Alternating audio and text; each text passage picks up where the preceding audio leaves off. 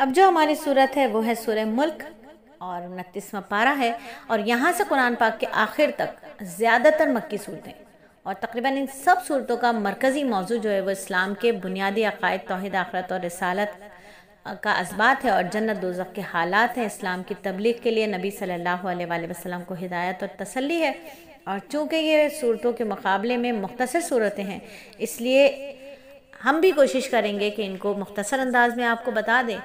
اللہ رب العزت اس کاوش کو قبول فرمائے۔ سورہ ملک مکی ہے، اس میں 30 آیات ہیں، 2 رکوع ہیں، اور بتاتے چلیں آپ کو یہ حسین بات کہ سلیس اکیڈمی ہر مہینے سورہ ملک حفظ کراتا ہے، 1 آیت روز، 30 آیتیں 30 دن میں مکمل، سرٹیفکیٹ بھی دیتا ہے اس کا، اور سرٹیفکیٹ صرف انہی خواتین کو ملتا ہے جن کی تجوید درست ہوتی ہے۔ درست تجوید کے ساتھ سورہ ملک کا حفظ اور سورہ سجدہ کا حفظ کراتا ہے سلیس اکیڈمی، اس کے ساتھ ساتھ آپ کو کرواتا ہے سورہ کہف کی شروع اور آخر کی 10 آیتوں کا حفظ۔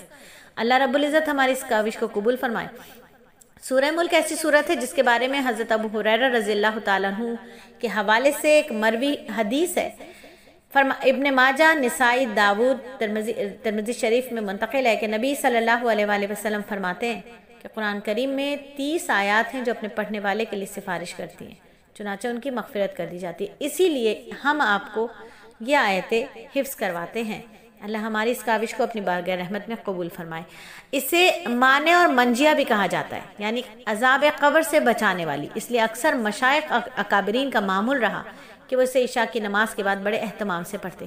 سورہ ملک میں 3 بنیادی مضامین ہیں۔ ایک یہ کہ اللہ تعالیٰ حقیقی بادشاہ ہے، ساری کی ساری بادشاہت، موت، زندگی، عزت، ذلت، غربت، امیری، منع اور عطا کا سارا نظام اس کے ہی ہاتھ میں ہے۔ وہ علیم ہے، وہ خبیر ہے، وہ ذرے ذرے کا اسے علم ہے۔ زمین پر چلنے پھرنے کے لیے اسی نے راستے بنائے، فضاؤں میں اڑتے ہوئے پرندوں کو وہی روکے ہوئے ہے، ہر کسی کو وہی روزی دیتا ہے۔ پھر رب العالمین کے وجود اور وحدانیت پر دلائل دیے گئے، آسمان کی چھت، اس میں ستاروں کے قندیلے، زمین کا فرش، بہتے پانی کے چشمے، ایک حکیم اور خبیر ذات کے وجود کی خبر دے رہے ہیں، اور قیامت کو جھٹلانے والوں کا انجام، یعنی وہ دوزخ جو جوش مار رہی ہوگی اور یوں لگے گا کہ غصے کے مارے پھٹ ہی جائے گی۔ جب اس عذاب کو قریب سے دیکھیں گے تو ان کے چہرے بگڑ جائیں گے، اور ان سے کہہ دیا جائے گا یہی ہے جسے تم طلب کرتے تھے۔ اللہ رب العزت ہماری اس کاوش کو قبول فرمائے، اور یہاں آ کر ہماری سورہ ملک تکمیل ہوتی ہے، مکمل ہوتی ہے، جہاں آخری آیت میں اللہ رب العزت فرما رہے ہیں، کہہ دو کہ وہ رحمان ہے، ہم اس پر ایمان لائے اور اسی پر ہم نے بھروسہ کیا، چنانچہ عنقریب تمہیں پتہ چل جائے گا کہ کون ہے جو کھلی گمراہی میں مبتلا ہے۔ کہہ دو کہ ذرا یہ بتلاؤ، اگر کسی صبح تمہارا پانی نیچے کو اتر کر غائب ہو جائے تو کون ہے جو تمہیں ابلتے ہوئے چشمے سے ابلتا ہوا پانی لا کر دے گا؟ جب یہ بات طے ہے کہ پانی سمیت ہر چیز اللہ ہی کے قبضے میں، تو آخر اس کے سوا کون ہے جو عبادت کا مستحق ہے؟ اور کون سی وجہ ہے جس کی بنا پر اس کے قدرت کا انکار کیا جائے؟ وہ انسانوں کو زندہ کر کے انہیں سزا دے یا جزا دے، یہ اسی کے پاس ہے، اسی کی رضا ہے۔ اللہ رب العزت باقی صورتوں کو بھی اپنی رضا کامل کے ساتھ تکمیل کی توفیق دے، آمین۔ اور اب جو ہماری صورت ہے یہ ہے سورہ قلم۔ سورہ قلم مکی صورت ہے، اور اس میں 52 آیات ہیں اور 2 رکوع ہیں، اور چونکہ اس کی ابتدا میں اللہ رب العزت نے قلم کی قسم کھائی ہے، اس لیے اسے سورہ قلم کہا جاتا ہے۔ اللہ فرماتے ہیں، نون، اے پیغمبر، قسم ہے قلم کی اس چیز کو جو وہ لکھ رہے ہیں۔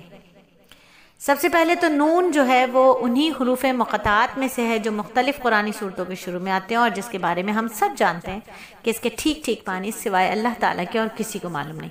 اور مکہ مکرمہ کے جو کافر تھے وہ نبی صلی اللہ علیہ وآلہ وسلم کو معاذ اللہ دیوانہ کہا کرتے تھے۔ اگلی آیت میں ان کی تردید فرما دی گئی کہ اپنے پروردگار کے فضل سے تم دیوانے نہیں ہو۔ قلم کی عظمت، اس کے عظیم نعمت ہونے کے ظاہر کرتی ہے یہ صورت۔ حدیث میں بھی قلم کی عظمت کو بیان کیا گیا۔ حضرت ابن عباس رضی اللہ تعالیٰ عنہ سے روایت ہے کہ سب سے پہلی چیز جو اللہ تعالیٰ نے پیدا فرمائی وہ قلم تھا۔ اسے پیدا کرنے کے بعد فرمایا لکھو۔ اس نے پوچھا کیا لکھوں؟ فرمایا تقدیر لکھو۔ چنانچہ اس دن سے قیامت تک جو کچھ ہونے والا تھا وہ قلم نے لکھ دیا۔ پھر اللہ نے نون یعنی دوات کو پیدا فرمایا۔ یہ قلم ہی ہے جس نے اسلاف کے علوم ہماری طرف منتقل کیے اور پوری دنیا میں معلومات کے اشاعت کا ذریعہ بنتا ہے۔ قرآن نے قلم اور تعلیم و تعلم کی اہمیت اور ماحول میں بیان کی۔ جو ماحول قلم اور کتاب سے بیگانگی کا تھا دوری کا ماحول تھا، لیکن چونکہ قرآن اللہ تعالیٰ کی آسمانی کتاب ہے اور آخری کتاب ہے، اور اسے نازل کرنے والا جانتا تھا کہ آنے والا دور قلم، علم، معلومات، تحقیقات کا ہے، اس لیے اس نے مسلمانوں کو قلم کی اہمیت کی طرف متوجہ کیا، اور ہم شاید وہ اہمیت جان نہیں پا رہے۔ آج ہمارا بچہ قلم سے دور ہو گیا ہے، ٹک ٹاک پہ مصروف ہو گیا ہے۔ تو میری بچیوں، ہمیں بہت ضرورت ہے کہ ہم اپنے بچوں کی فکر کریں، جیسا کہ پچھلی آیت میں بھی ہم نے پڑھا تھا کہ اللہ رب العزت نے سورہ تحریم میں فرمایا تھا، بچاؤ اپنے آپ کو اور اپنے اہل و عیال کو اس آگ سے جس کا ایندھن انسان اور پتھر ہیں، یعنی جہنم کے آگ سے اپنے بچوں کو بچانے کے لیے ہمیں بھرپور کوشش کرنی ہے، اور اس کے لیے ہمیں ان کو علم حاصل کرنے کی کوشش کرنی ہے، کروانے کی، اچھا علم عصری علوم بھی حاصل کریں، منع نہیں ہے، لیکن دین کا علم، قرآن کا علم ان کو ضرور آنا چاہیے۔ اور پھر نبی صلی اللہ علیہ وآلہ وسلم کے قدر و منزلت، آپ کے اخلاق کا بیان۔ سب سے پہلے تو قسم کھا کر فرمایا کہ آپ اپنے رب کے فضل سے دیوانے نہیں ہیں، جیسا کہ آپ کے مخالفین کہتے ہیں، اور آپ کے لیے بے انتہا اجر ہے، اور آپ کے اخلاق عظیم ہیں، یعنی اللہ کے رسول نبی صلی اللہ علیہ وآلہ وسلم کے اخلاق جو ان کے بارے میں عائشہ فرماتی ہیں کہ آپ کا اخلاق قرآن ہے، قرآن میں جو کچھ قال تھا وہ آپ کی زندگی میں حال تھا، آپ کی حیات طیبہ قرآن کی عملی تفسیر ہے۔ اور پھر اس کے بعد جو ہے آپ صلی اللہ علیہ وآلہ وسلم کے جو مخالفین تھے ان کے اخلاق کی پستی، کمینگی، کچ فکری اور بیان کی گئی۔ فرمایا کہ آپ کسی ایسے شخص کا کہنا نہ مانیں جو زیادہ قسمیں کھانے والا ہو، بے وقار ہے، کمینہ ہے، عیب گو ہے، چغل خور ہے، بھلائی سے روکنے والا، حد سے بڑھ جانے والا، گناہگار، گردن کش، پھر ساتھ ہی بے نسب بھی ہو۔ اس کی سرکشی صرف اسی لیے ہے کہ وہ مال والا اور بیٹوں والا ہے۔ اور پھر مفسرین فرماتے ہیں کہ یہ آیات سرداران قریش میں سے ولید بن مغیرہ کے بارے میں نازل ہوئی ہیں۔ ولید بن مغیرہ بھی بہت بڑا منافق تھا۔ اور دوسرا مضمون جسے سورت میں خصوصی اہمیت حاصل ہے وہ اصحاب الجنہ یعنی باغ والوں کا قصہ ہے، اور عربوں کا بہت مشہور قصہ ہے یہ باغ یمن کے قریب تھا، اس کا مالک اس کی پیداوار میں سے غربا پر خرچ کیا کرتا تھا، لیکن اس کے مرنے کے بعد کیا ہوا کہ ان کے بچوں نے بہانہ بنا کر مساکین کو محروم رکھنے کے لیے ساری پیداوار سمیٹ کر گھر لے جانے کی منصوبہ بندی کر لی، اور اللہ نے اس باغ کو تباہ کر دیا۔ تو مال میں سے کچھ حصہ غریبوں کا ہوتا ہی ہوتا ہے، اسی سے اللہ رب العزت برکتیں عطا فرماتے ہیں۔ تو یہ قصہ جو ہے وہ غریب لوگوں کے لیے بڑی عبرت کا سامان ہے، اس میں جو اپنی دولت اور سمجھتے ہیں اپنی دولت سے وہ اکیلے ہی مستفید ہونا چاہتے ہیں، تو ان کا یہ بخل برداشت نہیں کرتا کہ وہ اپنے مال میں سے کسی اور کو فائدہ پہنچائیں۔ تو ایسے لوگوں کا انجام کیا ہے؟ یہ سورت جہاں متقین کا انجام بتاتی ہے اور سوال کرتی ہے کہ محسن اور مجرم، فرمانبردار اور نافرمان، باغی اور وفادار دونوں برابر کیسے ہو سکتے ہیں؟ اور سورہ قلم کا میں جو تیسرا اہم موضوع ہے وہ ہے آخرت کے بارے میں۔ فرمایا کہ جس دن پنڈلی کھولی جائے گی، سجدے کے لیے بلائے جائیں گے تو سجدہ نہیں کر سکیں گے۔ تو دنیا میں جب سجدے کا اختیار تھا مگر وہ سجدہ نہیں کرتے تھے، تو آخرت میں وہ سجدہ کرنا بھی چاہیں گے مگر ان سے طاقت اور اختیار سلب کر لیا جائے گا۔ کشف الساق، اس کے بارے میں انشاءاللہ میں آپ کو مکمل تفسیر میں ضرور بتاؤں گی۔ حدیث بھی کشف الساق کی بات کرتی ہے، قرآن بھی بات کرتا ہے، اور آج کی سائنسی تحقیق پنڈلی کھولے جانے پر کیا تحقیقات کرتی ہے، ہوش ربا انکشافات ہیں کہ کس طرح فتنے کے دور میں پنڈلی کھولے جانے پر کتنی شدید ریسرچ ہوئی ہے، اور باطل اور فتنہ دجال نے اس آیت پر اور اس حدیث پر خوب تحقیق کر کے کیا چیزیں بنائی ہیں اور کس طرح معاملات کو خراب کیا۔ انشاءاللہ مفصل تفسیر میں آپ سے بات ہوگی۔ یعنی پنڈلی کھولے جانے سے علماء نے قیامت کے شدائد اور ہولناکی کو مراد لیا، اور ویسے کہ ان متشابہات میں سے جن کی اصل حقیقت یقینی مراد اللہ تعالیٰ کے سوا کسی کو نہیں معلوم، واللہ عالم بالصواب۔ اور آخر میں نبی صلی اللہ علیہ وآلہ وسلم کو مشرکین کی ایذاؤں پر صبر کرنے کی تلقین کی گئی۔ الحمدللہ ہماری سورہ قلم بھی مکمل ہوئی۔ اور اب جو ہماری سورت ہے یہ سورہ الحاقہ، اور مکی سورت ہے، 52 آیات ہیں، 2 رکوع ہیں۔ قیامت کے مختلف ناموں میں سے ایک نام حاقہ بھی ہے۔ حاقہ کے معنی ہے ثابت ہونے والی، اور قیامت کا دن چونکہ اللہ کے وعدے اور وعیدے ثابت ہوں گے اس لیے اسے حاقہ کہا جاتا ہے۔ اس سورت کا اصل موضوع نبی صلی اللہ علیہ وآلہ وسلم کی سچائی کا بیان ہے۔ سورت کی ابتدا میں قیامت کی ہولناکیوں اور قوم سمود، قوم عاد جیسے قوموں کے انجام بد کے بارے میں بات کی گئی ہے، اور اس کے بعد یہ سورت ان واقعات کا تذکرہ کرتی ہے جو قیامت سے پہلے رونما ہوں گے۔ یعنی سور پھونکا جائے گا، زمین اور آسمان پہاڑ ریزہ ریزہ کر دیے جائیں گے، آسمان پھٹ جائے گا، فرشتے نازل ہوں گے، انسانوں کا احاطہ کیے ہوئے ہوں گے۔ پھر جب قیامت قائم ہو جائے گی تو انسانوں کو اللہ کے سامنے پیش کیا جائے گا۔ ان میں سے جو نیک ہوں گے ان کا اعمال نامہ ان کے دائیں ہاتھ میں دیا جائے گا، جسے وہ خوشی کے مارے دوسروں کو دکھائیں گے، اور جو گنہگار ہوں گے ان کا اعمال نامہ ان کے بائیں ہاتھ میں دیا جائے گا۔ وہ بڑی حسرت سے کہیں گے کاش کہ مجھے یہ کتاب دی ہی نہ جاتی، میں جانتا ہی نہیں کہ حساب کیا ہے، کاش موت میرا کام ہی تمام کر دیتی، میرے مال نے بھی مجھے کوئی فائدہ نہ دیا، میرا غلبہ بھی مجھ سے جاتا رہا۔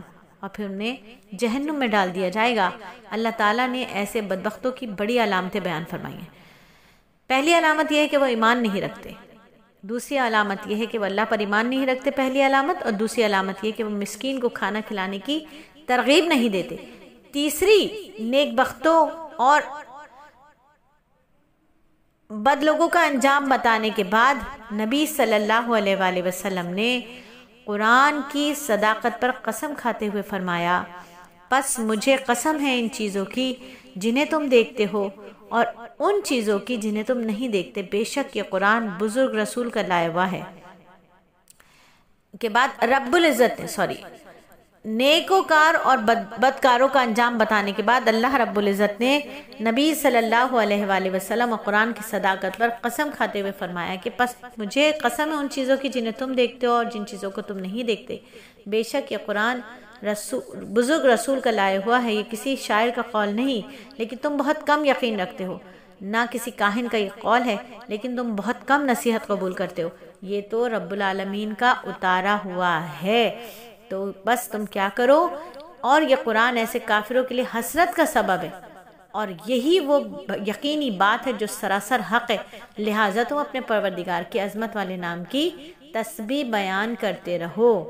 یعنی آخرت میں جب عذاب ان کے سامنے آئے گا تو انہیں حسرت ہوگی نا کفار کو، تو اللہ نے ہمیں حکم فرما دیا کہ تم اپنے پروردگار کی تسبیح بیان کرتے رہو، تو سبحان اللہ و بحمدہ سبحان اللہ عظیم۔ اللہ رب العزت ہمارے اس چھوٹی سی ٹوٹی پھوٹی کاوش کو قبول فرمائے اور باقی صورتوں کو بھی اپنی رضا کامل کے ساتھ تکمیل کی توفیق عطا فرمائے، آمین۔ اور اب جو ہماری صورت ہے یہ سورہ مارج، مکی صورت ہے، 44 آیات ہیں، 2 رکوع ہیں۔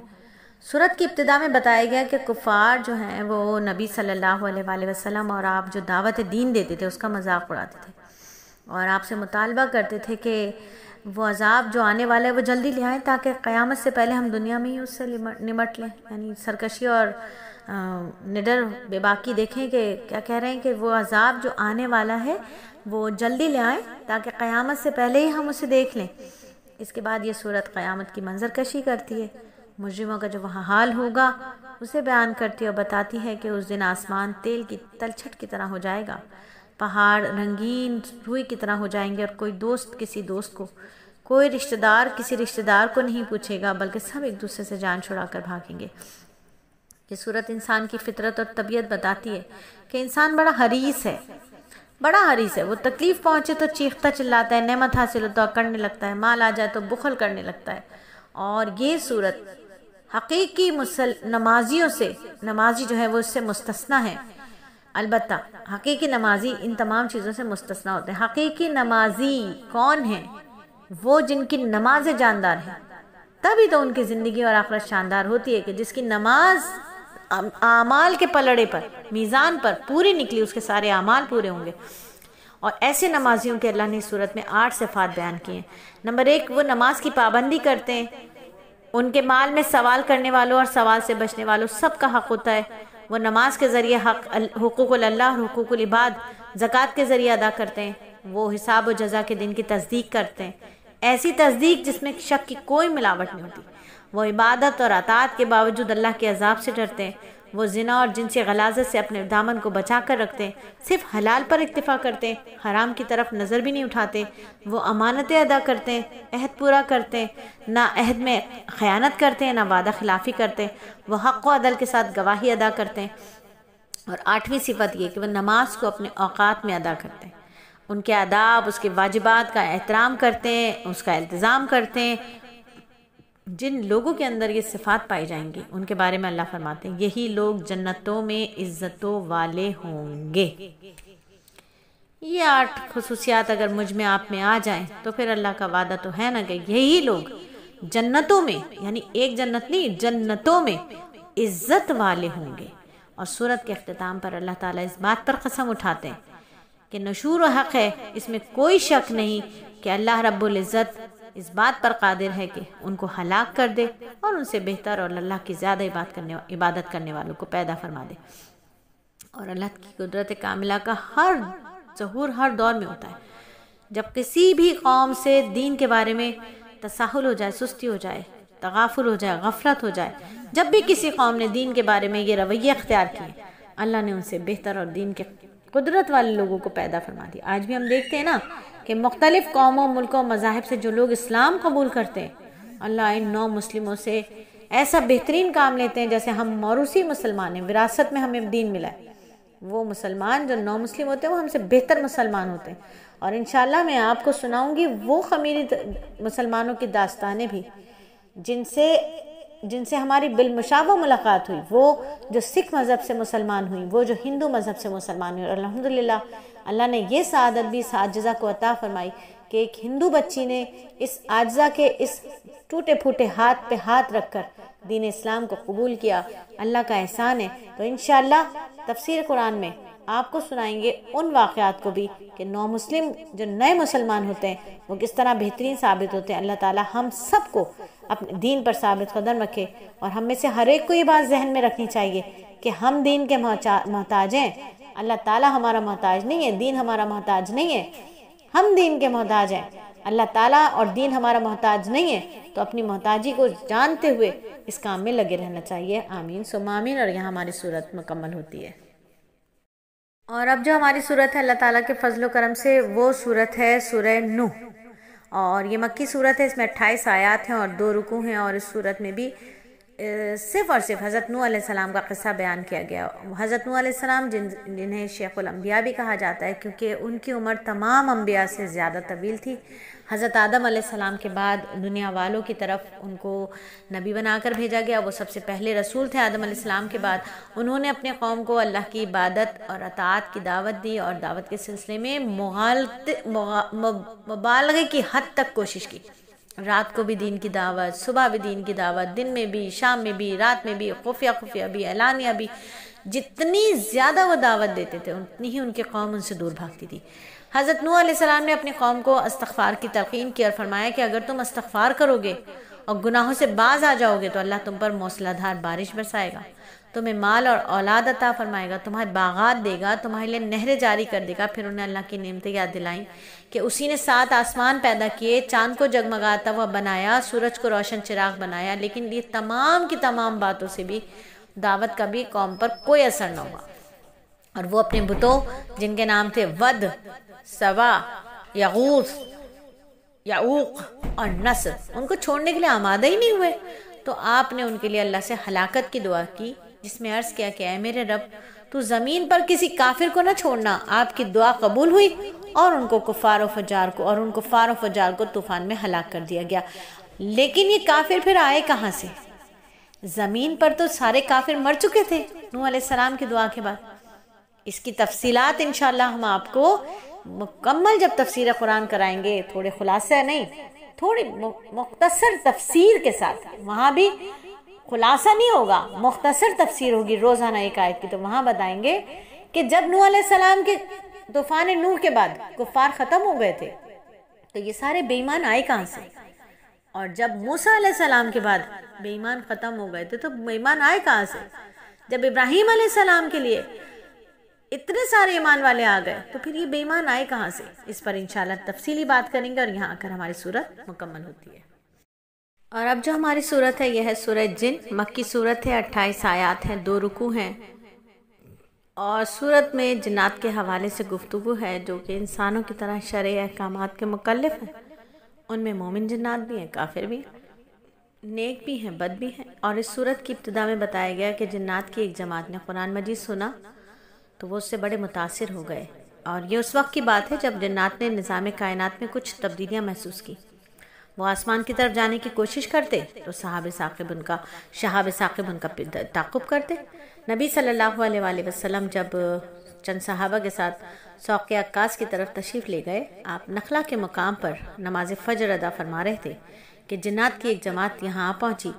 جب انہوں نے قرآن سنا تو انہوں نے تبدیلیوں کا راز جان لیا اور ان کے دل دہل گئے۔ انہوں نے قرآن کی صداقت کے آگے سر جھکا دیا اور نہ صرف یہ خود ایمان لے آئے بلکہ اب واپس جا کر اپنی قوم کو بھی ایمان کی دعوت دی اور قوم کے سامنے رب کی شان اور عظمت بیان کی اور ان لوگوں کو احمق قرار دیا جو اللہ کے لیے اولاد ثابت کرتے ہیں، اور اس بات کا انکار کیا کہ ہم سب ایک عقیدے پر نہیں ہیں۔ اقرار کیا کہ ہم سب ایک عقیدے پر نہیں ہیں، کوئی مومن ہے، کوئی کافر ہے، کوئی اللہ کو متی ہے، کوئی عاصی ہے، کوئی عقل مند ہے، کوئی بیوقوف ہے، کوئی جہنم میں جائے گا، کوئی جنت میں جائے گا۔ جنات کا تذکرہ کرتے ہوئے یہ سورت نبی صلی اللہ علیہ وآلہ وسلم کی دعوت کا ذکر کرتی ہے کہ آپ نے اللہ کے حکم کے مطابق انسانوں کو ایمان توحید کی دعوت دی اور اپنے بارے میں فرمایا کہ میں صرف اللہ کو پکارتا ہوں اور اس کے ساتھ کسی کو شریک نہیں کرتا۔ میرے ہاتھ میں نفع ہے نہ نقصان، میرا کام تو صرف اللہ کا پیغام تم تک پہنچا دینا ہے، اور اللہ جانتا ہے کہ میں نے اس کا پیغام آپ کے بندوں تک پہنچا دیا، اور اللہ جانتا ہے کہ اس ٹوٹی پھوٹی اس نکمی ناکارہ عورت نے بھی اللہ کی رضا کے لیے پورے رمضان یہ قرآن پاک کی تفسیر آپ سب کو سنائی کہ اللہ مجھ سے راضی ہوں، یہ کام میرے ساتھ بھی اور میرے بعد بھی میرے لیے اجر بن جائے، میرے اس دنیا سے جانے کے بعد یہ میرے لیے دائمی صدقہ جاریہ بن جائے، اور میری آواز اللہ رب العزت میرے مرنے کے بعد بھی اس سے لوگوں کی ہدایت کا کام لے۔ اللہ رب العزت اس آواز کو قبول و مقبول فرما لے، محشر میں اس آواز کی تعریف کرے، اس آواز سے جو کام لیا جا رہا ہے اس کام کی تعریف کرے، اللہ محشر کی دارین کی رسوائیوں سے بچائے اور اپنی بارگاہ میں اس ٹوٹے پھوٹی کاوش کو قبول فرمائے۔ الحمدللہ ہماری سورہ جن بھی مکمل ہوئی۔ اور اس کے بعد جو ہماری سورت ہے یہ ہے سورہ مزمل، مکی سورت ہے، اس میں 20 آیات ہیں، 2 رکوع ہیں، اور سورت نبی صلی اللہ علیہ وآلہ وسلم کی زندگی کے مختلف پہلوؤں کا بیان ہے۔ آپ کا خالص اللہ کی طرف متوجہ ہو جانا، آپ صلی اللہ علیہ وسلم کی عبادت، اطاعت، آپ کا قیام، تلاوت، آپ کا جہاد و مجاہدہ۔ خود اس سورت کا نام اس بات کو ظاہر کرتا ہے کہ اس سورت میں رسول اللہ صلی اللہ علیہ وآلہ وسلم کی شخصیت کا بیان ہے۔ مزمل کے معنی ہے کپڑے میں لپٹنے والا۔ جب ان آیات کا نزول ہوا تو آپ چادر اوڑھ کر لیٹے ہوئے تھے۔ اللہ نے بہت پیار اور محبت کے انداز میں خطاب فرمایا، اے کپڑے میں لپٹنے والے، کیسی محبت سے فرمایا ہوگا، اے کپڑے میں لپٹنے والے۔ اور آپ دن کو دین کی دعوت دیتے، رات کو نماز میں طویل قیام فرماتے، اس میں قرآن کی تلاوت کرتے تھے، بعض اوقات پوری رات کھڑے رہتے جس سے قدم مبارک پر برہم آ جاتا۔ اللہ نے آپ کو اختیار دیا کہ آپ چاہیں تو آدھی رات قیام کریں یا آدھی رات سے کم یا کچھ زیادہ۔ یاد رکھیے کہ راتوں کا جو قیام ہوتا ہے وہ بڑا مؤثر ثابت ہوتا ہے، اس لیے قیام لیل کا حکم دینے کے بعد فرمایا گیا یقیناً ہم تجھ پر عنقریب بہت بھاری بات نازل کریں گے۔ بھاری بات سے مراد ہے قرآن عظیم، جس کی خاص ہیبت ہے، جلال ہے، اس کا تحمل وہی کر سکتا ہے جس کا نفس علم و عرفان کے نور سے روشن ہو چکا ہو۔ باطن کی روشنی میں قیام اللیل کو خاص عمل دخل حاصل ہے۔ پھر اگلی آیات میں نبی صلی اللہ علیہ وآلہ وسلم کو ان ایذاؤں پر صبر کرنے کا حکم دیا گیا جو دین کی دعوت کے سلسلے میں مشرکین کی طرف سے آپ کو دی جاتی تھی۔ آپ کو ستانے میں ان کے ہاتھ بھی استعمال ہوتے تھے، زبانیں بھی استعمال ہوتی تھی، اور اس کے بعد سورت آپ کو آپ کے جھٹلانے والوں کو ڈرانے کے لیے فرعون کا قصہ ذکر کرتی ہے، جسے اللہ تعالیٰ نے ان کی کفر اور سرکشی کی وجہ سے سخت وبال میں پکڑا تھا۔ سورت کے اختتام پر اللہ نے اپنے رسول اور مومنین پر تخفیف کا اعلان فرمایا کہ ایک تخفیف اس اعتبار سے کہ نصف رات یا ثلث یا 2 ثلث کا قیام ضرور نہیں بلکہ جتنا بھی آسانی ہو ممکن ہو قیام لیل کر لیا جائے۔ دوسری تخفیف اس اعتبار سے کہ اب مومنین پر تہجد فرض نہیں رہی، اس حکم کو آسانی میں تبدیل کر دیا گیا۔ تو یہاں آ کر ہماری سورت مکمل ہوتی ہے الحمدللہ۔ اور اب جو ہماری سورت ہے وہ ہے سورہ مدثر، اور یہ مکی سورت ہے اور اس میں 56 آیات اور 2 رکوع ہیں۔ اس سورت کی ابتدا میں نبی صلی اللہ علیہ وآلہ وسلم کو اللہ کی طرف دعوت اور کفار کو ڈرانے اور ان کی تکلیفوں پر صبر کرنے کا حکم دیا گیا، اور اس کے بعد سورت مجرمہ اور مخالفوں کو اس دن کے عذاب سے ڈراتی ہے جو ان کے لیے بڑا ہی سخت ثابت ہوگا۔ اور اگلی آیات میں نبی صلی اللہ علیہ وآلہ وسلم کے اس بدترین دشمن کا تذکرہ ہے جسے ولید بن مغیرہ کہا جاتا ہے۔ یہ شخص قرآن سنتا تھا، پہچانتا بھی تھا کہ یہ اللہ کا کلام ہے، لیکن بڑا آدمی ہونے کے گھمنڈ میں کفر اور انکار کرتا تھا، قرآن کو معاذ اللہ جادو اور سحر قرار دیتا تھا۔ پھر یہ صورت اس جہنم کا اور اس کے دروغہ کا ذکر کرتی ہے جن کا سامنا کفار و فجار کو کرنا پڑے گا، اور ان کے دلوں میں ان کے لیے کوئی نرمی نہیں ہوگی۔ اور مزید تاکید اور ڈراوے کے لیے اللہ تعالیٰ نے چاند، رات اور صبح کی قسم کھا کر فرمایا کہ جہنم بڑی مصیبت میں سے ایک بڑی مصیبت ہے۔ یہ صورت ہر شخص کی مسئولیت اور ذمہ داری کو واضح کرتی ہے کہ ہر شخص سے اس کے اعمال کے بارے میں پوچھا جائے گا۔ سب اپنے گناہوں کے اسیر ہوں گے سوائے ان کے کہ جن کے نامہ اعمال دائنے ہاتھ میں ہوں گے۔ اللہ رب العزت ہمارا نامہ اعمال بھی سیدھے ہاتھ میں عطا فرمائے کہ وہ اسیر نہیں ہوں گے۔ وہ قیامت کے دن مجرموں سے سوال کریں گے کہ تمہیں کس چیز نے جہنم میں ڈالا، تو وہ جواب میں 4 اسباب بیان کریں گے۔ پہلا سبب، ہم نمازی نہیں تھے۔ دوسرا، ہم مسکینوں کو کھانا نہیں کھلاتے تھے۔ تیسرا کہ ہم کچھ بحثی اور گمراہی کی حمایت میں خوب حصہ لیتے تھے۔ چوتھا یہ کہ ہم قیامت کا انکار کرتے تھے۔ اور سورت کے اختتام پر بتلایا گیا کہ یہ قرآن ایک نصیحت ہے، جو چاہے اس سے نصیحت حاصل کر سکتا ہے، لیکن اس کے لیے اللہ کی مرضی بھی ضروری ہے۔ الحمدللہ سورہ مدثر بھی مکمل ہوئی۔ آگے چلتے ہیں سورہ قیامہ کی طرف۔ سورہ قیامہ مکی صورت ہے اور اس میں 40 آیات ہیں اور 2 رکوع ہیں، اور جیسا کہ نام سے ہی ظاہر ہو رہا ہے، سورت کا جو موضوع ہے مرنے کے بعد کی زندگی ہے، جو کہ ایمان کے ارکان میں سے ایک اہم رکن ہے۔ ایمان لانا کہ مرنے کے بعد دوبارہ زندہ ہونا ہی ہے۔ یہ سورت قیامت کے مصائب اور اس کی شدت کو اور اس کے عذابوں کو ذکر کرتی ہے۔ موت کے وقت جو انسان کی حالت ہوگی، یہ اس کا نقشہ کھینچتی ہے۔ اس سورت کی ابتدا میں حشر نشر کے قیام پر، یوم القیامہ پر نفس لوامہ کی قسم کھائی گئی ہے۔ نفس لوامہ وہ ہے جو انسان کو گناہوں پر ملامت کرتا ہے اور نیکی پر آمادہ کرتا ہے۔ شکر ہے ہمارا نفس بھی نفس لوامہ ہے کہ اگر ہم گناہ کر لیتے ہیں تو ہمیں یہ بار بار کچوکے لگاتا ہے اور پھر راغب کرتا ہے کہ نیکی کی طرف جاؤ، نیکی کی طرف جاؤ، یعنی توبہ کے دروازے کی طرف جاؤ، اللہ کے آگے توبہ کرو، گر گڑاؤ۔ آخرت میں تو ہر شخص کا نفس اسے ملامت کرے گا، لیکن دنیا میں بھی جن لوگوں کا ضمیر بیدار ہوتا ہے وہ انہیں ملامت کرتا رہتا ہے۔ اور ایک قابل ذکر نقطہ یہ ہے کہ یہاں پر اللہ تعالیٰ نے خاص طور پر یہ ذکر کیا کہ ہم انسان کی پور سے درست کرنے کی قدرت رکھتے ہیں۔ ہر انسان کی انگلی کی جو پور ہوتی ہے، یہ قدرت کا بہت ہی الگ، بہت ہی ایسا شاہکار ہے کہ اس کا کوئی نیم البدل نہیں ہے۔ اس چھوٹی سی جگہ میں جو انگوٹھا ہے، انگلی ہے، اس کے اندر جو چھوٹی سی ایک جگہ ہے، پور کہتے ہیں اس کو، وہ جو خطوط اور وہ جو لکیریں ہیں وہ دوسرے کسی انسان کے ساتھ مشابہت نہیں رکھتی، اور اسی وجہ سے پوری دنیا میں کسی بھی انسان کی شخصیت کو پہچاننے کے لیے انگلیوں کی لکیروں پر اعتماد کیا جاتا ہے۔ اللہ تعالیٰ فرماتے ہیں کہ ہم ان پوروں کو ان حیت اور شکل پر بنا دیں گے جس شکل اور حیت پر یہ تھیں۔ اور اس نقطے کی وضاحت کے لیے اللہ تعالیٰ نے یہ نہیں فرمایا کہ ہم پیدا کر دیں گے، بلکہ یہ فرمایا کہ ہم درست کر دیں گے۔ نامعلوم اس طرح کی کتنی علمی حکمتیں ہیں اور حقیقتیں ہیں جو پورے قرآن میں بکھری ہوئی ہیں، جس میں سے ہر حقیقت ثابت کرتی ہے کہ یہ نبی امی کا خود تراشیدہ کلام نہیں ہے، بلکہ رب العالمین کا کلام ہے۔ مگر بہت سارے انسان ان حقیقتوں کا اعتراف کرنے کے باوجود اس کی صداقت اور حقانیت پر ایمان نہیں رکھتے۔ اور اس کے بعد یہ سورت قیامت کی بعض ہولناکیوں اور علامتوں کا تذکرہ کرتی ہے کہ پس جس وقت نگاہ پتھرا جائے گی، چاند بے نور ہو جائے گا، سورج اور چاند جمع کر دیے جائیں گے، اس دن انسان کہے گا آج بھاگنے کی جگہ کہاں ہے۔ پھر اگلی آیات میں یہ سورت بتاتی ہے کہ نبی صلی اللہ علیہ وآلہ وسلم حفظ قرآن کا بڑا اہتمام فرماتے تھے۔ جبرائیل علیہ السلام کی تلاوت کے وقت اس بات کی شدید کوشش کرتے کہ آپ سے کوئی چیز فوت نہ ہو جائے، اس لیے آپ حضرت جبرائیل کی اتباع میں جلدی جلدی پڑھنے اور یاد کرنے کی صحیح فرماتے تھے۔ اللہ نے کیا فرمایا کہ آپ اپنے آپ کو تکلیف میں نہ ڈالیں، میرا یہ وعدہ ہے کہ قرآن میں کوئی چیز ضائع نہیں ہوگی، اسے جمع کرنے، محفوظ کرنے، باقی رکھنے اور بیان کرنے کا میں خود ذمہ دار ہوں۔ اور یہ سورت یہ بھی بتاتی ہے کہ آخرت میں انسان 2 فریقوں میں تقسیم ہو جائیں گے۔ ایک طرف وہ لوگ ہوں گے جن کے چہرے روشن ہوں گے، وہ اللہ رب العزت کی زیارت سے مشرف ہوں گے، اور ایک طرف وہ ہوں گے جن کے چہرے سیاہ بدرونق ہوں گے اور وہ جان لیں گے کہ آج ہمیں جہنم میں پھینک دیا جائے گا۔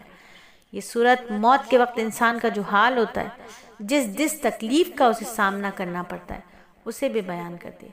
اور سورت کے اختتام پر بتایا ہے کہ انسان کو ہم نے بیکار پیدا نہیں کیا ہے، ایسا نہیں ہو سکتا کہ اس کا حساب نہ ہو، نہ اسے جزا دی جائے نہ اسے سزا دی جائے، ایسا ہو ہی نہیں سکتا۔ اور اسی طرح آخر میں حشر و معاد کی ایک حصی دلیل بیان کی گئی، وہ یہ کہ جس اللہ نے انسان کو پہلی بار پیدا کیا وہ اسے دوبارہ پیدا کرنے پہ بھی قادر ہے۔ اللہ تعالیٰ کے لیے تو ابتدا اور اعادہ دونوں برابر ہیں، مگر یہاں انسانی سوچ کے مطابق ایک بات کی گئی، کیونکہ انسان کی سوچ اور تجربہ یہ ہے کہ اعادہ ابتدا کے مقابلے میں زیادہ آسان ہے، یعنی پہلی کے مقابلے میں دوبارہ کسی چیز کو بنانا زیادہ آسان ہے۔ لیکن اللہ رب العزت کے لیے کسی بھی چیز کو بنانا مشکل نہیں ہے، نہ پہلی مرتبہ نہ دوسری مرتبہ۔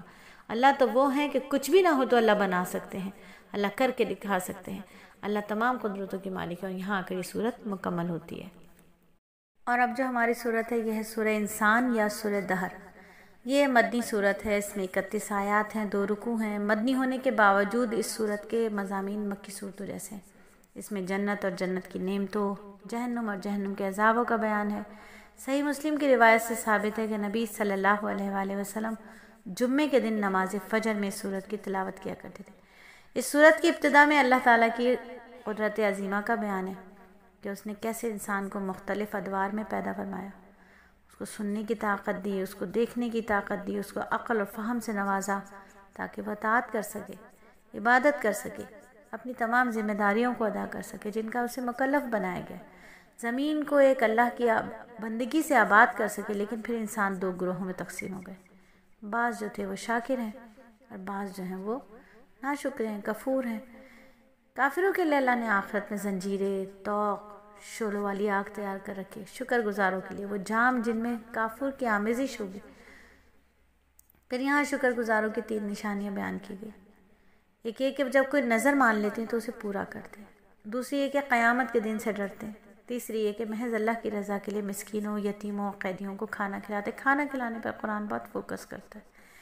ان کے نیک اعمال اور صبر کا نتیجہ انہیں جنت کی صورت میں دیا جائے گا، جہاں نہ گرمی نہ سردی، نہ کوئی غم نہ کوئی دکھ۔ اور صورت کے اختتام پر اللہ نے اپنی اس عظیم نعمت کا ذکر فرمایا جس کا کوئی بدل، کوئی مثال نہیں ہے۔ اور وہ نعمت کیا ہے؟ اللہ فرماتے ہیں محمد صلی اللہ علیہ وآلہ وسلم، بے شک ہم نے آپ پر بتدریج قرآن نازل کیا، بس اپنے رب کے حکم پر قائم رہیں، اس میں سے کسی گنہگار یا ناشکرے کا کہنا نہ مانیں، اپنے رب کا نام صبح شام ذکر کیا کرے اور رات کے وقت اس کے سامنے سجدے کرے اور بہت رات تک اس کی تسبیح کیا کرے۔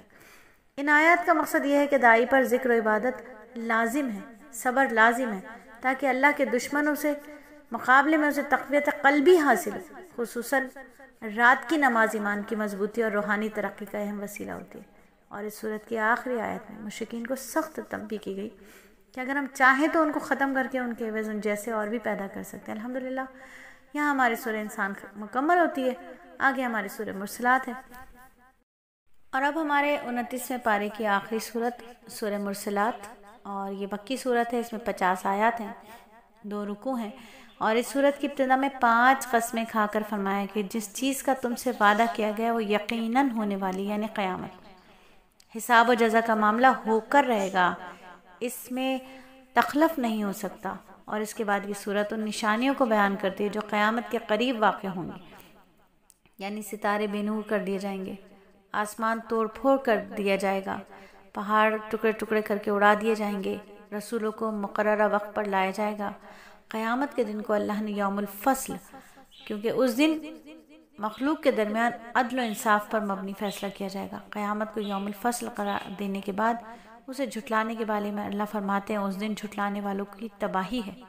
یہ آیت، یہ الفاظ اس صورت میں 10 بار آئے ہیں۔ اس تکرار کا مقصد تخفیف اور ترغیب ہے۔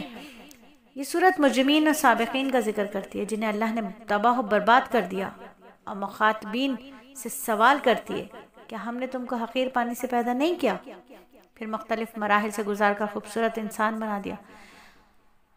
باسی بعد الموت کے بعض دلائل کو یہاں بیان مذکور ہیں جس سے ثابت کر دیا گیا کہ وہ اللہ جو زمین کو مردہ اور زندوں کو سمیٹنے والا بنا سکتا ہے، میٹھے پانی سے اللہ زمین کو سیراب کر سکتا ہے، وہ دوبارہ بھی زندہ کر سکتا ہے۔ اور اگلی آیات میں مکذبین اور متقین کے لیے الگ الگ انجام کا بیان ہے۔ مکذبین کو بھڑکتی ہوئی آگ کی طرف لے جایا جائے گا، متقین کو ٹھنڈے سائے اور بہتے چشموں کے پاس جگہ دی جائے گی۔ اور آخری آیت میں دوبارہ مجرموں کو تنبیہ کی گئی کہ کھا پی لو، تھوڑے سے مزے اڑا لو، بالآخر تمہارے لیے ہلاکت اور تباہی کے سوا کچھ بھی نہیں۔ الحمدللہ یہاں ہمارا 29واں پارہ مکمل ہوا، اور اب ہم آپ کو بتائیں گے کہ ہماری لاجک کیا ہے کہ ہم آخری دن تک آپ کو تفسیر سے جوڑے رکھنے کی کوشش کرتے ہیں۔